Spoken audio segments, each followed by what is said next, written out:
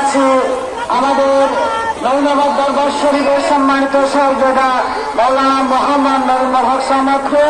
সম্মানিত শুধু মন্ডলী এবার আপনাদের সামনে সংক্ষিপ্ত আকারে তকবির নিয়ে আসবেন দরবার হাওড়িয়া দরবার শরীফের সম্মানিত সহযোগা এবং নৌনিয়া তৈবা ফাজিল মাদ্রাসার সম্মানিত সিনিয়র মুদারিস মৌলানা মোহাম্মদ হারুনুর রশিদ নৌনিয়া মাদ্রাসা জিলানি।